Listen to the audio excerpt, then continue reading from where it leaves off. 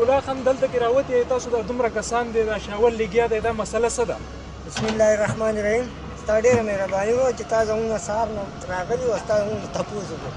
سهار وزیر په توره خړه ما ته تلیفون وکړو بیبي ګلا خان زموږ سره د ګیمن ته راشه موږ شیوال بیا دا پټي وچ شول څوکړه ده اوبه نشتې. زه چې راغلم دا ټول کسان را سره ول نو لاول خو موږ داسې ډایرکټ راغلو نو د آرمي والا اجازت نه راکوو ده وی تاسو لاړ شئ پاړی ته. بیا خو زموږ سره ګاډی و لاړو دا څلور کسه هلته د پاړی د کرنل نه موږ اجازت راوستو. بقایا دې کسانو په خپلو پیسو دا شیول راویستی دی او سهار راوتي دا اوبه دغه دی. زه خو په خپل طرفه د خپل ایم پی ای ګران صاحب ته ډاکټر امجد صاحب ته خواست کوم چې لکه داسې مسله یې خامخا اونږ له څه نه څه زمینداران له څه راکوئ.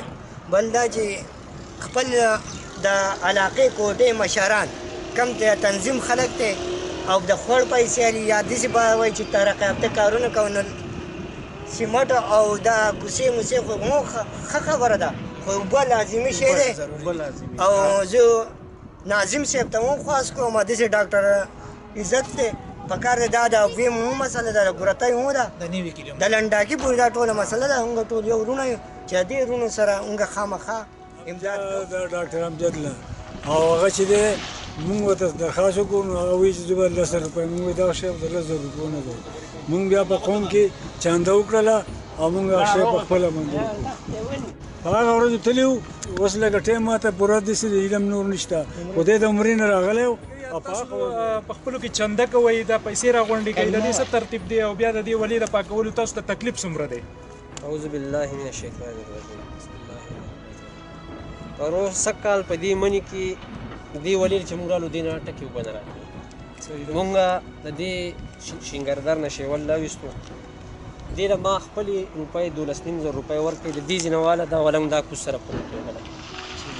هغه پیسې بیا ما ته 2 میاشتې پس 500 روپۍ میلاو شوې 2 میاشتې پس دا ما ته زمیندارانو وروڼو راکړې. په دې کې صرف 2,000 روپۍ امجد خان نه کړي دي 2,000 د کوټې نور یو کس روپۍ نه ده راکړي.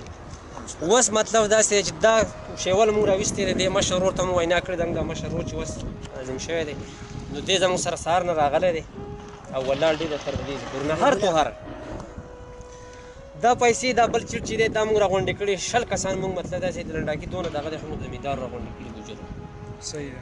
دې مشر ورور به د کوټې نه راغونډې کړي ده ده نه تپوس وکړئ چې ده د زمیندار نه راغونډې کړې که د پښتنو نه نوي کلي د تنظیم چې دی نایب صدر یم اوس نوی کم تنظیم چې موږ جوړ کړی دی خو موږ ته زه زمیندار هم یم ښه غټ ورسره نو موږ ته د دې سخت ضرورت دی موږ چې دی دا په ټوبیلو باندې چې دی نو لکه غټه خرچه راځي چې دا اوبه او دا 3 کلي پې پراته دي که نه د ګورتۍ نه واله تر د لنډاکي پورې.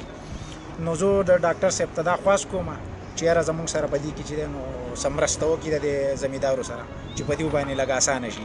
دا خو چې دی نو لکه میاشت 2 بعد چې دی نو لکه اوس به بیا چې دی نو دا لاهې ماهې دې ولې ته راواوړي بیا به چې دی نو دغه حلي چې د دې مستقل په توګه باندې چې دی نو لکه څه اقدام وشي چې لکه د دې مصیبت نه چې دی دا 3 کلي خلاص شي.